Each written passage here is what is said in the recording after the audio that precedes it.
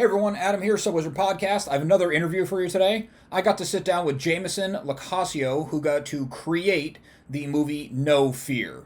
I really like this horror movie. It creates its own horror movie lore, which I thought was really cool and a fresh take on a genre that sometimes I just feel exhausted with.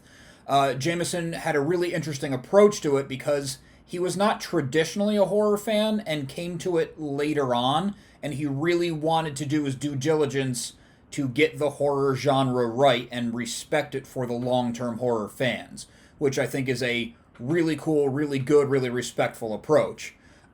He obviously goes into more detail on it in the interview, so I should shut my mouth and let you enjoy the interview. Hey everybody, Adam here, So Wizard Podcast. Today I'm sitting down with Jamison LoCascio. How you doing, Jamison? Great. Thank you so much for having me. Yeah, thanks for taking the time to come on. This should be fun. Just to get out of the way, well, not to get out of the way, we will talk about it, but your newest movie, No Fear, is coming out tomorrow as of this recording. Wow. Yeah, tomorrow already, huh? Yeah. Yeah. Oh Sure, man. it's been a whirlwind for you. Yeah, there's been a lot of great stuff happening, which is wonderful, and it doesn't always happen to indie films, so people are talking about it. Awesome. Before we get there, though, I always like asking creative people to go all the way back to the beginning. And when did you realize that you wanted to direct or to create movies? And, you kind of do it all. So what was that spark?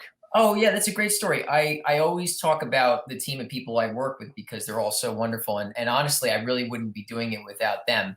The way I started out is I started making some films in high school, and without really going back that far, I didn't really know this would be a career path or something that I could do. And I met a professor at my university who wound up really sort of, I guess, in a lot of ways mentoring me, but then became a friend. And we worked together on on many different films, and God bless him, he still works with us today. And then I met my producing partner now, Adam Ambrosio, who has worked with me on really everything from this point forward. We started a YouTube channel. This is our third feature film, and the last one we made together and we wrote together.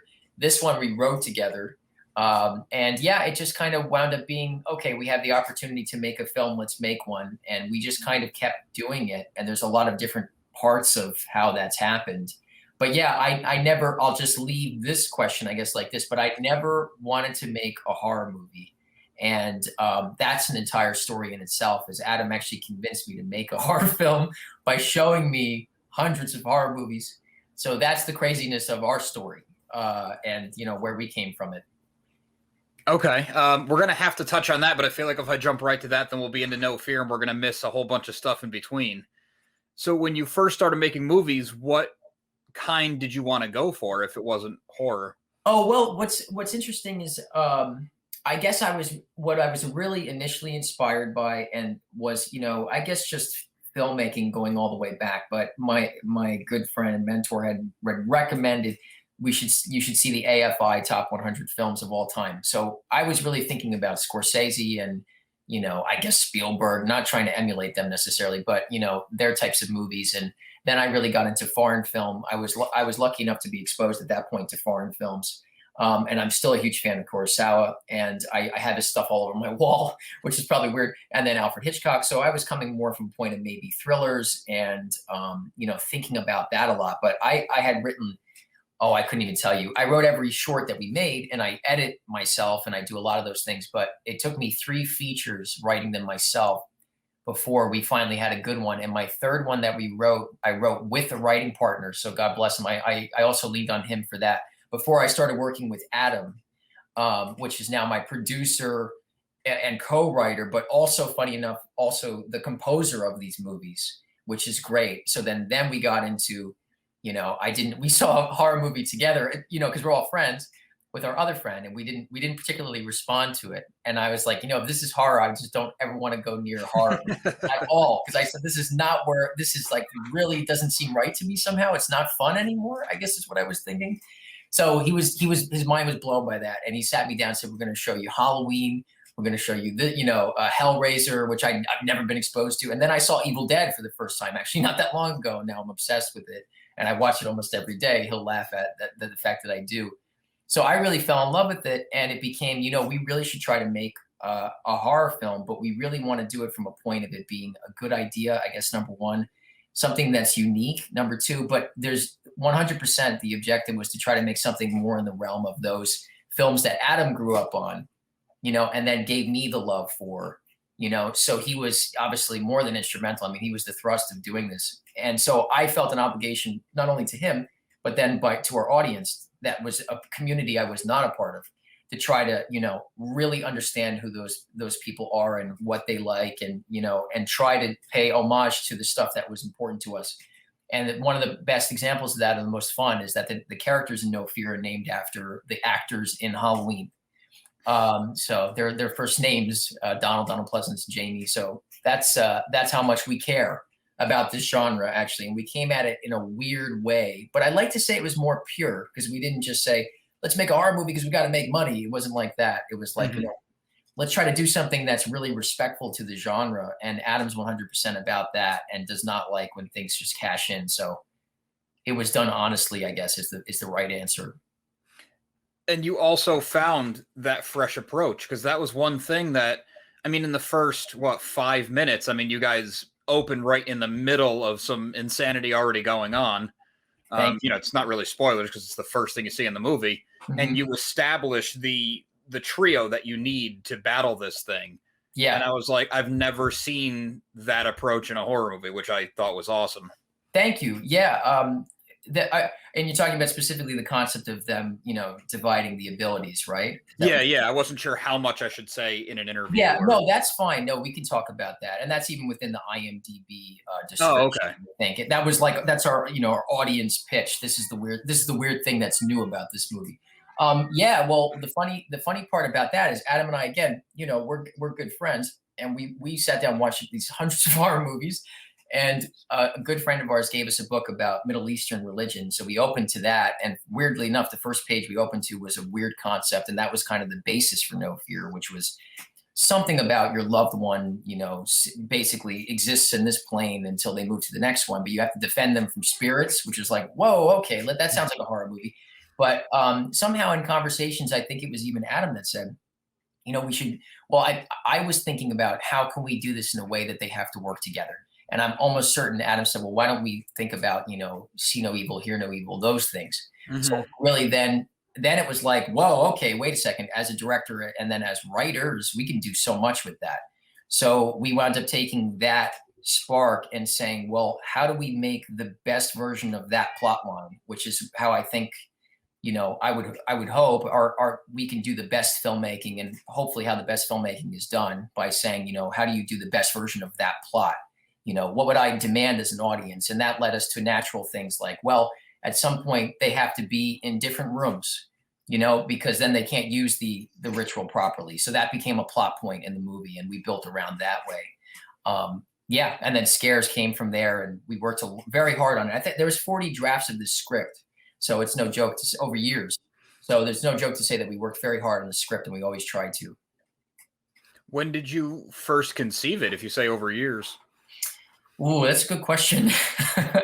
This pandemic has muddled time so much. Yes, it has. Last year was 5 years ago. Oh man, I know. So it was about, Adam, let's not forget, Adam's been thinking about probably making a horror movie or loving horror movies for many, many, many years, all the way back to his childhood. So that's longer for him. But for me, we've been active on this for about 3 to 4 years, at least. Okay. And it might be longer, really. But yeah, that's when it initially came, and we had started working on it relentlessly. And again, those movies were so informative to me, because each one of them, he really taught, he could probably do a master class on horror films.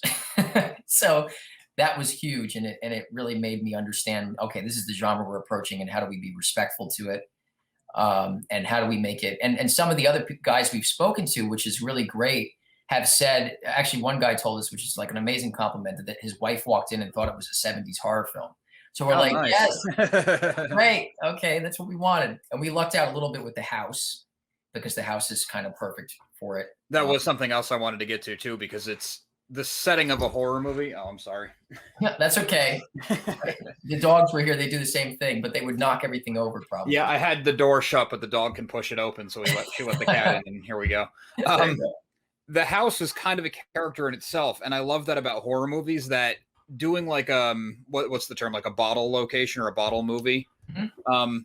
It never feels like you're shooting around something in a horror movie because that's the whole point.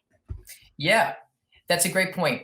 What happened is Adam and I were looking for a house for a really long time, and it's one of those things in filmmaking where you're like, I don't know how we're gonna do this.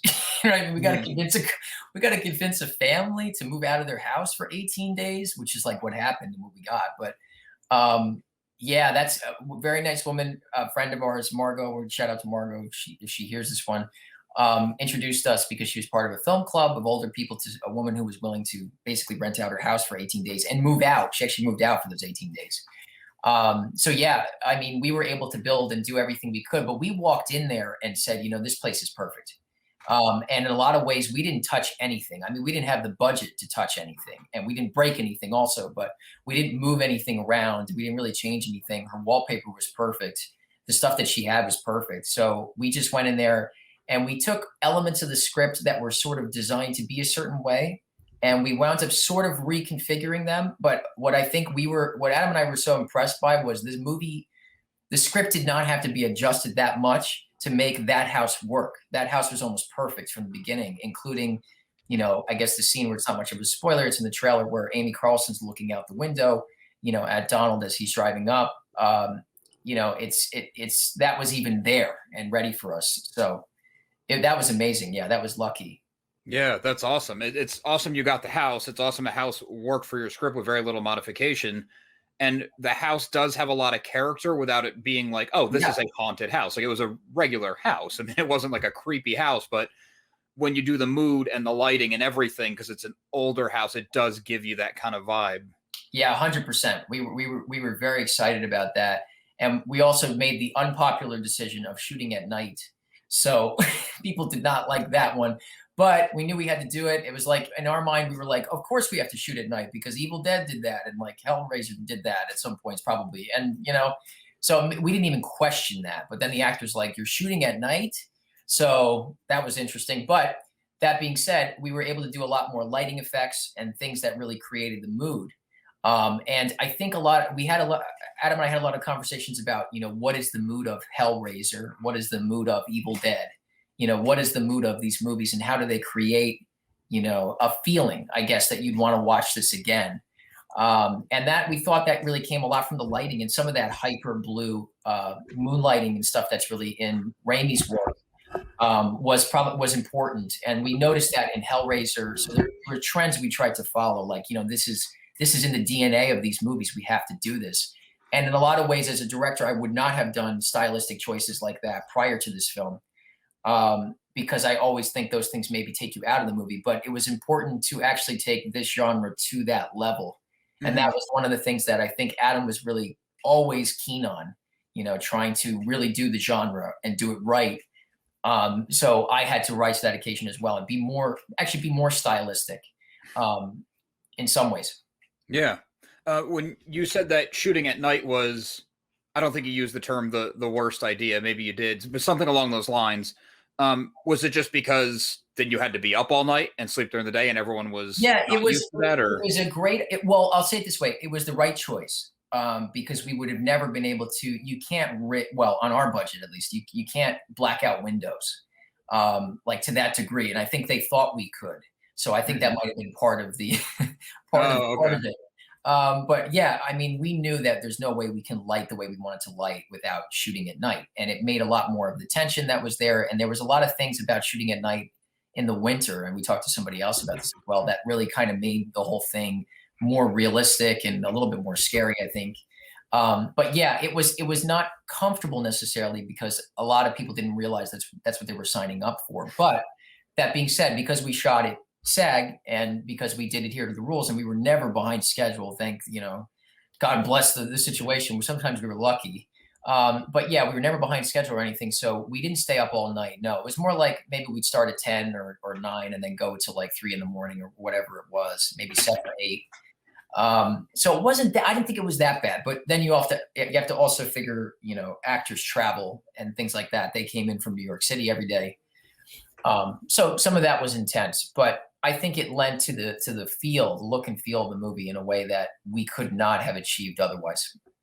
Yeah, shooting at night, to me, I mean, even watching the movie, it never crossed my mind that you would shoot it during the day, because why go through all Yeah. the trouble of making it look like Oh, night? But I yeah, it's wasn't so there. I difficult wasn't to do working that. at 10 o'clock at night. So, Yeah, it's hugely difficult to do that. So, you're losing your mind a little bit. The other thing with the house is that it didn't have much of a Wi-Fi connection. And the other thing was even the crew members, I didn't find it that creepy, but some of the crew members were even creeped out because in the basement, this God bless this woman for giving us her house, but she had like dolls with their heads off in the basement. No joke. So that's actually in the movie. yeah, But there's some sometimes, set dressing. yeah, yeah, it was just it was like strange, and we didn't move many things. We left it as is.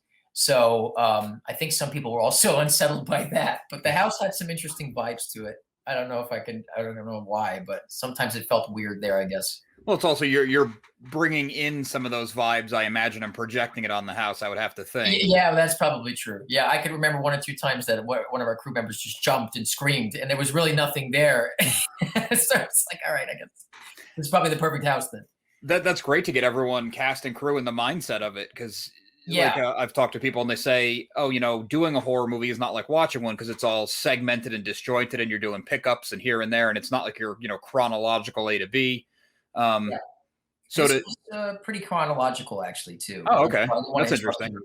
I didn't want to interrupt your statement. Were you going to say something? No, no, not at all. Go ahead. Oh, okay. So, yeah, I guess one thing that we try to do, but it's really, I mean, with a movie like this, you can get away with it more so.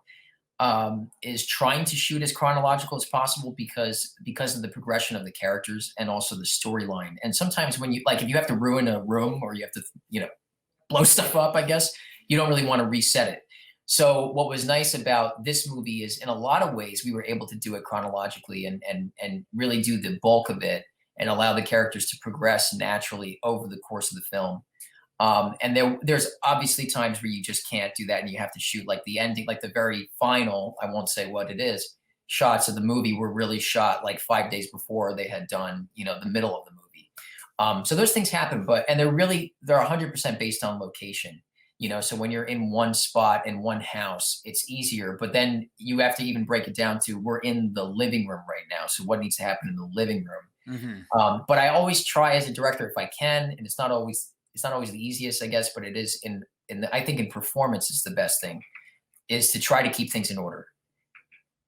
I can see that for sure, because you always hear about watch a behind the scenes thing, and they have the super emotional ending to a project, and they're like, yeah, it's the first thing we shot. It's like, how do you get there? I mean, I understand Yeah, that's the job, but it's wild, and on this movie you don't have that much prep time, and so like there was no props team.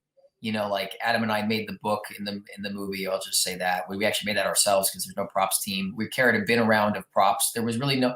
There was a costume designer who did a great job on the costume design for both the creature, but also defined the characters. But she was not on set, so that type of infrastructure does not allow for you to do too much crazy stuff. You have to keep things very simple.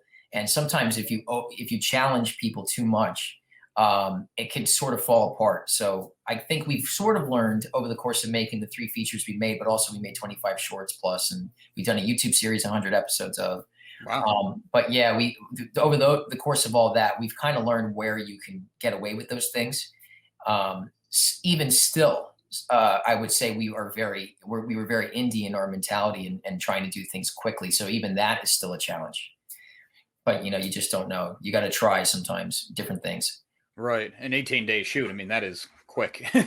Yeah, it's tight. Yeah, I mean, I we thought we were so obsessed with Evil Dead and listening to them, and sometimes even in the financing, things are so difficult that you want to look at stories like that and be like, if those guys did it, we can just keep pushing and get through this problem right now. And certainly that happened 100 times. It almost looked like we weren't going to make it about 100 times.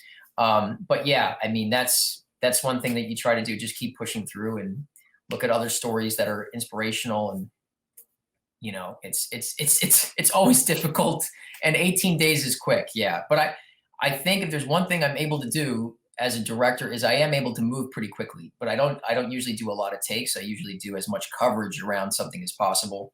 So maybe I have a pretty good angle and a wide, but I'll usually focus on trying to get, 3 more shots rather than trying to, maybe that's just the way I do it. But I don't usually do a lot of takes, but I think that that might also be because I edit as well. Hmm. I'm usually shooting for my own edit, I guess. So that actually has helped a lot over the years because I'm like, you know what? I'm just not going to use that shot. So let's not even do that again. I might use it once for a second, like when they walk in. So that certainly helps. And maybe that's sort of unique to the process that we went through, but we found that to be easier. And then, like I said before, Adam does the music. So, a lot of those things are done so in-house and so carefully that oftentimes, it seems like bad advice to be like, don't worry, we'll fix it in post. But in some ways, we really do operate that way sometimes. We're like, you know what? Not that we'll fix it in post, but we know we can figure this out later.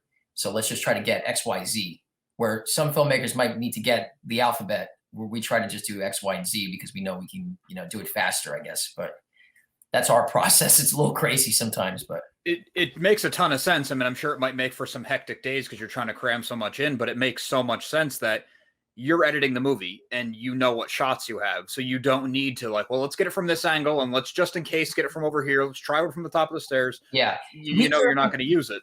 Yeah, and actually, to Adam's credit too, as a producer, I don't think this is always the case, but also he sat in on every inch of storyboarding that I did, and he was 100% involved. And I always thought that was important because, of course, I always felt like, let me not be an imposter in the horror genre and try to really give everything I have to this, like over the course of this entire period of time. I even wrote about horror films as much as I could and would talk about them obsessively with him.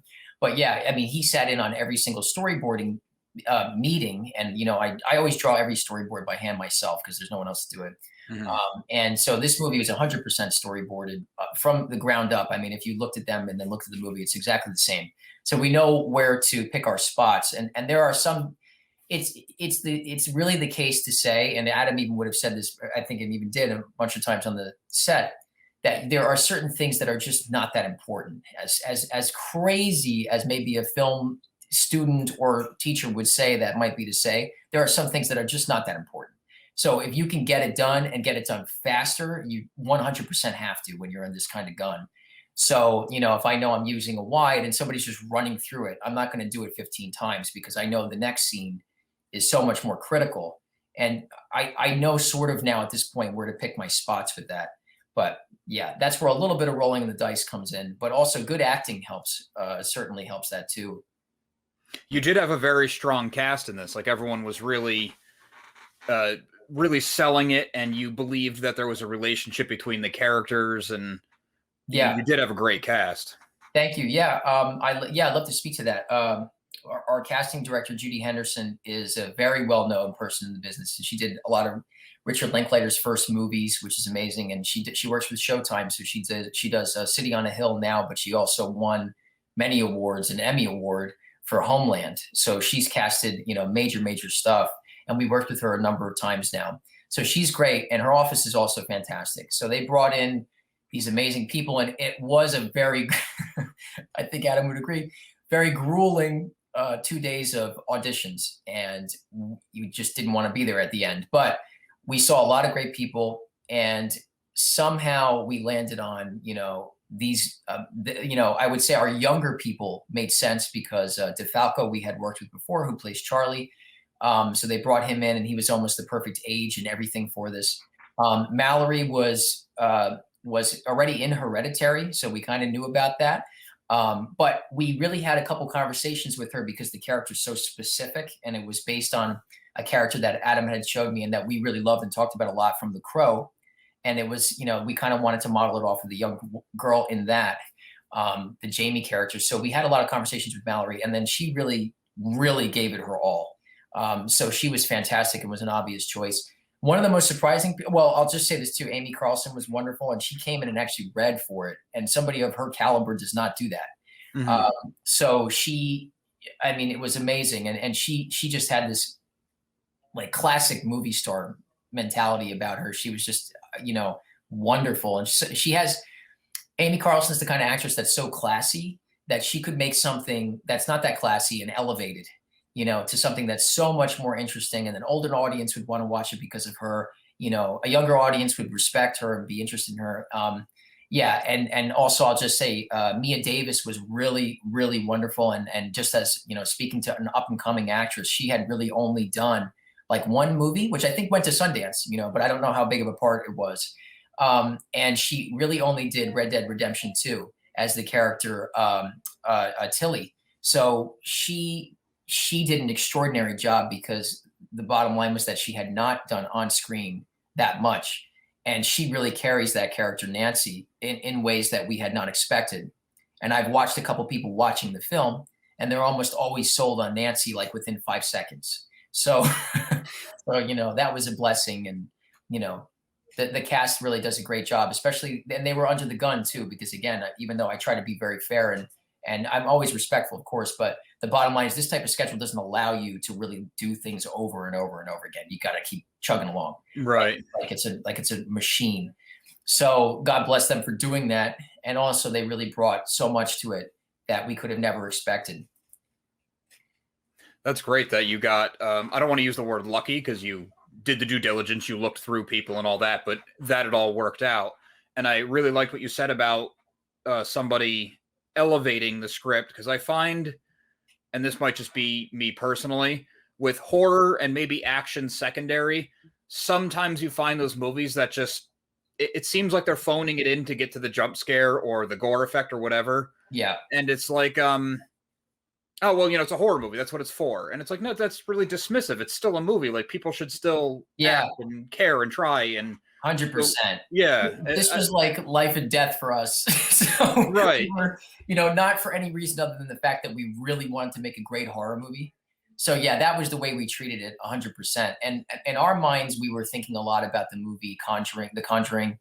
And we liked the way, that up. Yeah. And so we can talk about that. I mean, we loved that movie. And in my mind, not really growing up on horror, that was one of the initial, sparks that I had in loving horror, because I saw that in a movie theater actually well before we started this process with Adam. And it was such a great audience reaction, and people were screaming at the wrong times. And it seemed like a lot of those things that you would almost look at and say, is that a little goofy? Like the hand clap and stuff like that were so effective that it was unbelievable. So that was like eye-opening in a way that, I couldn't even describe. So we were always thinking about Conjuring and how, actors like Vera Farmiga and Patrick Wilson elevated the script, and elevated that content. And she was so sophisticated and classy in that movie that we kind of wanted somebody, well, we didn't expect somebody like that, but, suddenly we realized Amy Carlson could do that for our film. Mm-hmm. Yeah. Sorry, go ahead. No, you go ahead. I was going to say, it's funny you mentioned The Conjuring, because I wanted to bring up that you mentioned Hellraiser and Evil Dead, of course. I think even if you're not the hugest horror fan, Evil Dead is one of those things you discover early high school with your friends, and you get obsessed with it because it's like, we can do this. Yeah. And most people don't, but they say they can. Yeah, that came to me late too. Yeah, and so that was just like, I'm now like totally in love with Evil Dead, thanks to Adam. So yeah, I mean, just to talk about those two movies, I mean, really obsessed with like The Conjuring, and saying, what if we can try to deliver something like that? In a lot of ways, you're trying to design this thing and you're calibrating it off of other films. So in our minds, I think we were kind of more trying to do something, as accessible as The Conjuring, but, with the energy of something like Evil Dead. Mm-hmm. But, obviously, well, I guess I can't say that, but, in a different way, I guess is the way I'd put it, with inspiration from, it's not as comedic, but some of my angles were definitely Raimi inspired, and I'm obsessed with him. There's no doubt. I mean, I'm really obsessed with Sam Raimi, not just that, but also the Spider-Man, Spider-Man's franchise, Darkman. Oh man, like all of his work. Yeah, he is definitely someone like yourself. You could draw a lot from. 100%. I was going to ask, if you get, like, when you talk to people, like, say like me, or just people like that, do they all bring their own, it reminded me of, and they all have their own tie-ins with horror movies that maybe weren't necessarily ones that you had? Actually, yeah, a lot of people have. Well, actually, a lot of them have been saying the ones that we would hope for. And it's like, wow, okay, well, that's amazing. We did have a guy compare it to The Conjuring and said it was just as scary, which was unbelievable. I mean, obviously, that's like a huge honor. Another person said it was scarier than in something like Insidious, or just as scary, which was great. I mean, these are amazing movies. And some people said it reminded them, or had the vibe of, I guess of something more retro. I'm going to say probably the wrong movie, but something like Halloween. was, I think, one of the initial responses, the way we handled the violence, I guess, but also maybe just in its mentality. I mean, that's certainly something, even little moments in the movie were definitely inspired by Halloween. Like, something as simple as Nancy walking down the block, I think was really, she sort of hums the same way Jamie Lee Curtis's character does. That was put in there intentionally. So, there's a lot of things like that, there's hundreds of things like that are all nerdy, horror stuff that, we're obsessed with, and I never would have expected that. But, it was a lot of fun to do it that way. I mean, even down to the necklace that Jamie's wearing, was things. And I should say, we were really inspired by H.P. Lovecraft. And that was something Adam said, you really should check out H.P. Lovecraft and, his body of work. So I wound up actually reading a lot of it. And so we started approaching things also from the perspective of it being a cosmic horror film, which led us to, the element of the pale blue dot speech and all those things that Donald really talks about. So yeah, there was so many things that inspired it. That's really cool. I love that you're hitting all those things and things, because I noticed the necklace. I mean, there's a close up on it at one point, but I didn't make the connection to H.P. Lovecraft. And then I had talked to Mallory a couple days ago, and she brought up, and she said you were giving her like homework, basically, like, hey, check these things out. Hey, we're getting inspiration from here, which I thought was also very cool. And this is something you talked about in the beginning. Sorry, my mind's just kind of playing catch up. No, that's okay.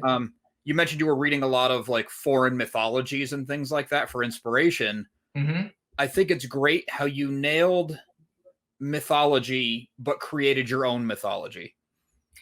Thank you. Yeah. And it was weird because it was like, it was as simple as let's make a horror movie. And then somebody handed us this book and we opened up the first page and it was like, this is crazy. Like, I love to say we poured through texts and things like that. And actually we did, just to be fair, but I was studying, and then, of course, Adam had already known about these things. So I was studying the horror film, that was the journey of books and novels and things I had to go on.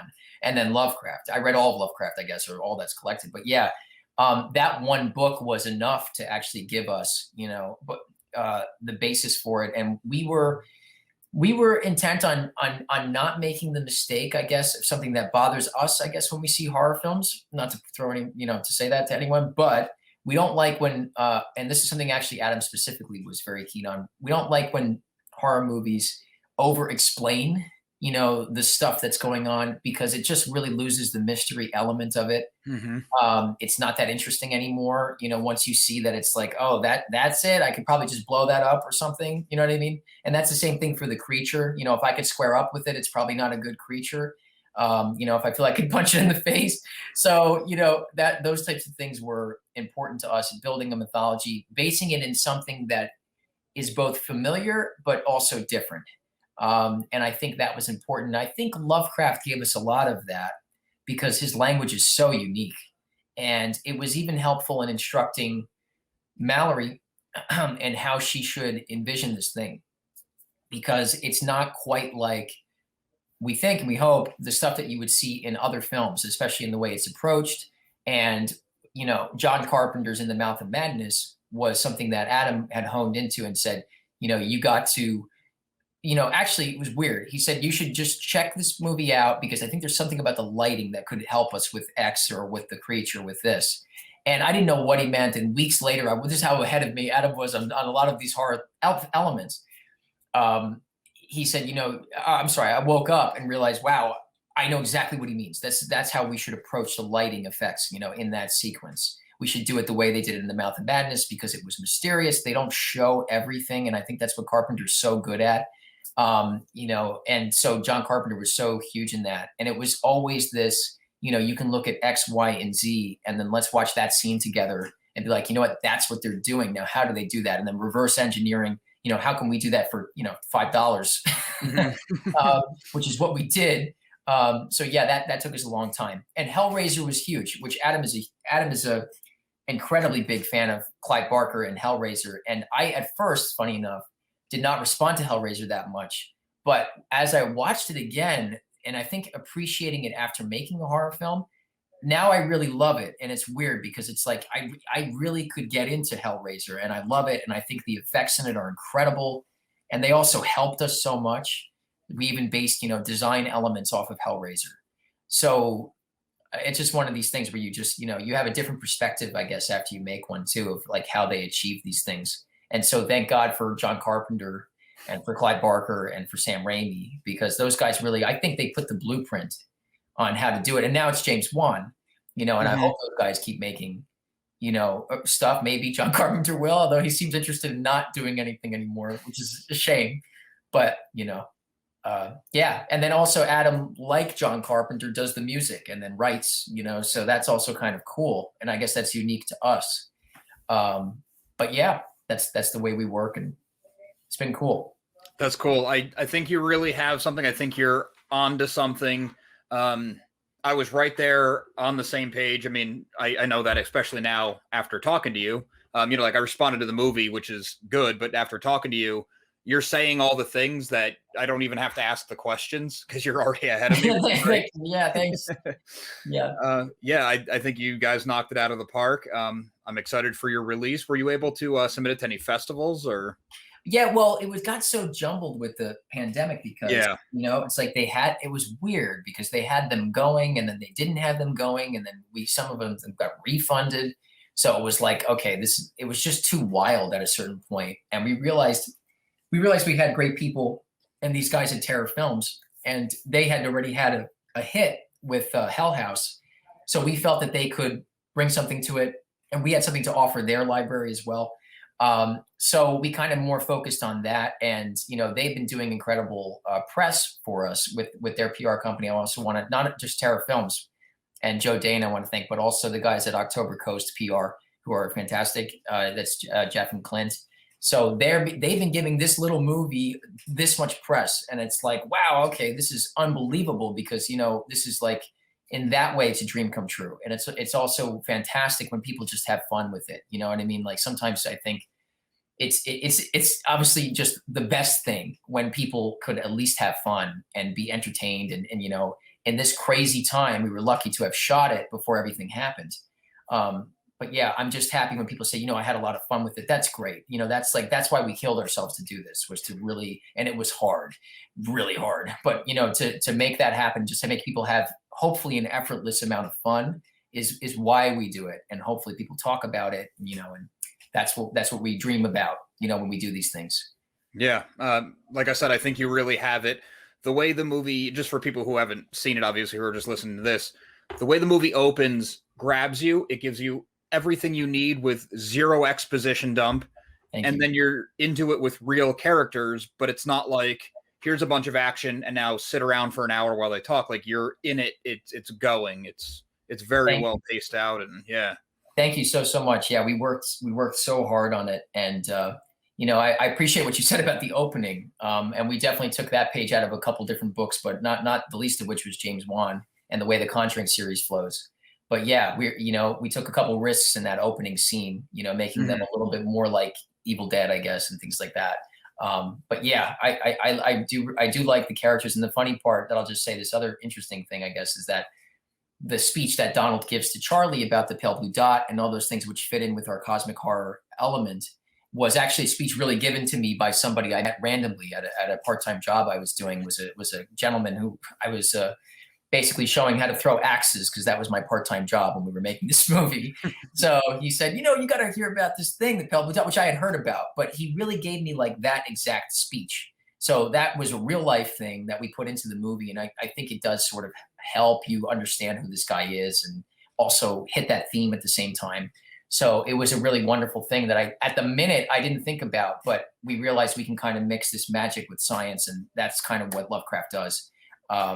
And so, yeah, I mean, it's just a lot of different lucky blessings. And I mean, the people that helped us put this together, another really interesting, funny thing that you'll never probably hear a filmmaker say is that we have a track record, so that helps. We've made a lot of movies, I guess, but we had a guy come up to us who's a good friend of ours and said, if you guys happen to be doing a horror movie, I'm going to help you finance it. I'm going to throw something into it. And this was weird because we had never said we were doing a horror movie to anyone. We just had been working on it for 2+ years, the script, or, however long it was. So he said, if you have a horror movie, I'm in. So it was like, okay, well, we have a horror movie. It's a good concept. So I guess he was like sort of shocked that we had something like that lying around, I guess. And So he was the first person that did it. And then, of course, we had to climb the incredible hill of, financing the rest of it. But that first person made such a huge difference because we really were not on go. And if we were not on go at that point in time, we would have not shot it because of this pandemic. So, thank God for people like that who just said, we believe in you guys, also family and friends who, helped out or just were supportive. Our good friend did behind the scenes in the movie.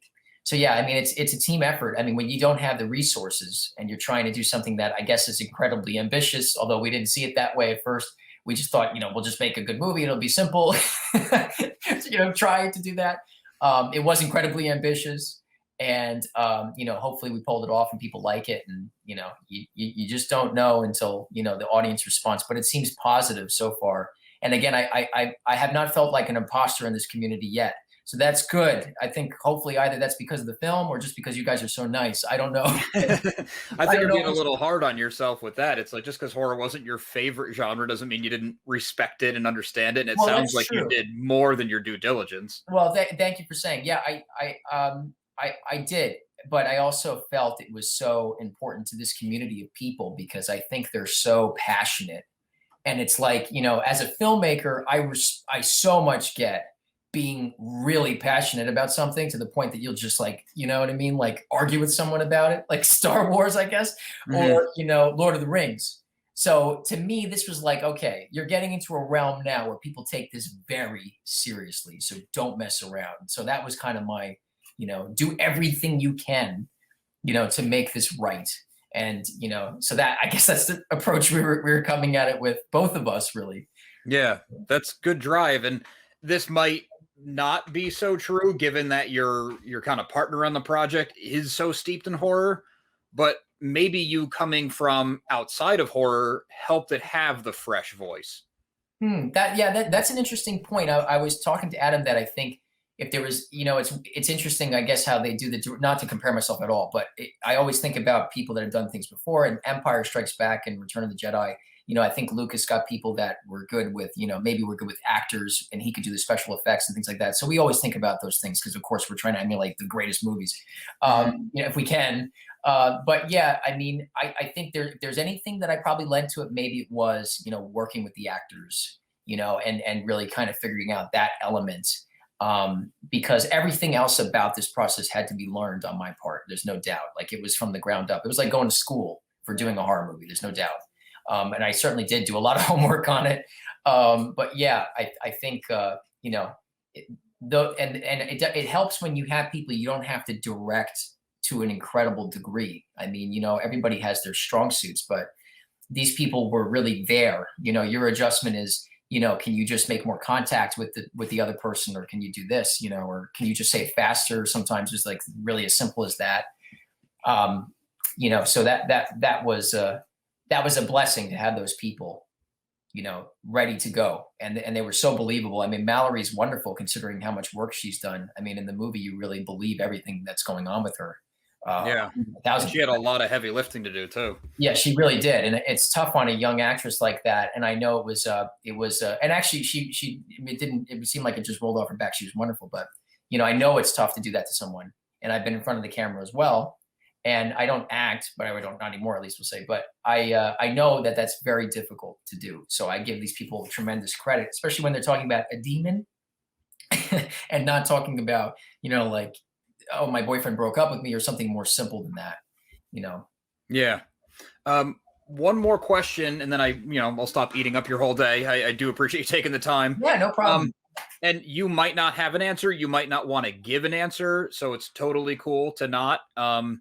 But the demon, do you have a full origin backstory? Well, yes. Well, we do actually in a lot of ways. Yes, we do. Do you want to elaborate, or is it something you'd rather keep ambiguous for the movie? Well, okay, because of what's interesting is this is this is what we were trying to do, and it's all there if you really look through all of it. But basically, there is a tremendous amount of stuff that's not said in the movie. About where the origins of this thing came from. And Adam and I actually did sit down and said, well, what do we think this thing is about? And where do we think it came from? And what is it? We don't want to do something like the Yellow King, but we want to do something that's a little bit more in this direction. So that entire backstory that was designed and created for this thing is actually, in some ways, is brief because it's really quite simple in some ways.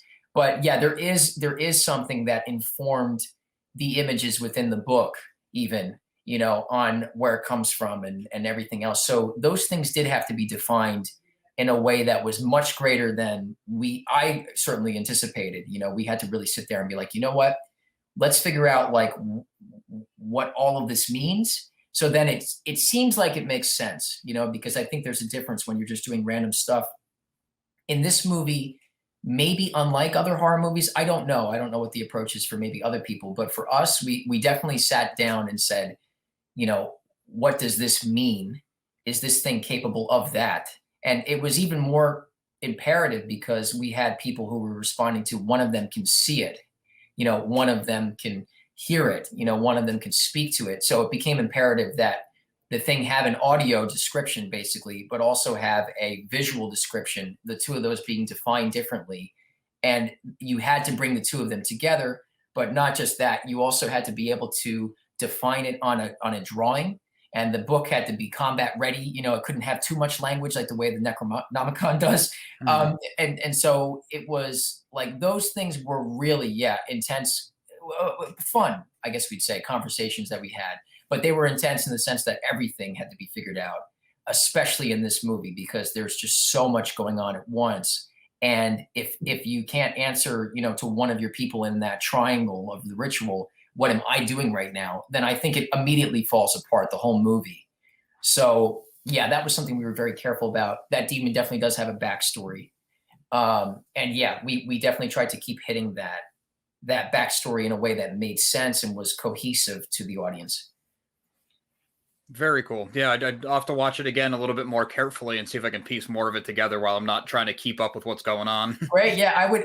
We would hope, and I think it would. I think it would probably sustain multiple viewings because there are things in there that I don't think an audience picks up on the first two times. Even just little stuff. I mean, stuff we tried to do in the book and things that people would allude to. So it's all there. And we're trying to make our own lore and our own playground for people to enjoy. So, we hope people, will want to do that. So Definitely. Nice. Okay. Well, thank you for indulging me that far. At least I didn't want to give anything away or take any of the mythology it's out great. of it. And happy to be here. Thank you so much. Yes. Thanks again for taking the time. The movie comes out tomorrow as we're recording, March 12th, depending on when someone watches this. And do you know, where is it? Like all the major VODs like Prime and iTunes? It's going to be on Amazon Prime, I think primarily there, and it's going to be available. It should be available day one tomorrow. And then also I think it's going to be on Tubi and a number of other platforms as well. They have us all over the place. So you probably can go onto your Roku and search it. I think it's also available Microsoft Movies and a number of the other major ones. It's pretty much all of those at the same time. Awesome. And you want to give out any like your socials, or does the movie have a website or anything you want people to hit? You can follow No Fear at No Fear Movie on Facebook, which is where we're posting a lot of, actually we've been getting some great reviews and stuff like that, but also some interviews we've been doing like this, and thank you so much. So we've been posting these things on that Facebook. We do also have our own social media. You can go to Film Valor on YouTube. You just type in Film Valor and we come up. We've been doing YouTube for years. And we have almost have like 3,000 followers or something at this point, which is wonderful. So we do a lot of stuff on there to promote, and really we talk about, especially for young filmmakers or people that are really just first starting out, a lot of them ask us how we do things. So we've done an entire, our journey from day one, I guess, day one of Film Valor at least, up until this point, making this feature, making the last feature, making short films for no money, doing Star Wars fan films for no money. So yeah, that's all on there, Film Valor YouTube. That's awesome. Thanks again for coming on, and best of luck with the movie. Thanks so much. I'd like to thank Jamison one more time for coming on the podcast and talking to me about No Fear. No Fear is currently available on VOD. I really recommend you check it out. I also got to sit down with one of the leads from No Fear, Mallory Bechtel. If you haven't seen that interview, check it out on the channel. Speaking of the channel, please remember to subscribe to it. We have a lot more interviews and a lot more new movie coverage coming your way. You're not going to want to miss out. Also, make sure you listen to So Wizard Podcast every single week wherever you get your podcasts. SoWizardPodcast.com is your resource for reviews, recommendations, videos, merchandise, and more. So Wizard Podcast can also be found on Patreon, where for as little as $1 a month, you get multiple monthly bonus shows. And we love hearing feedback, so drop us a note in the comments, leave us something on social media. All of our accounts will be found after the show and in the show notes. And on a more personal note, a good friend and I released a comic book in January of this year, Social Studies. We are releasing an issue a month for the whole first chapter, putting together a trade. We got another chapter already in the works, so lots of stories coming your way. If you could take a minute out to check out Social Studies on socialstudiescomic.com, I'd really appreciate it. Thanks.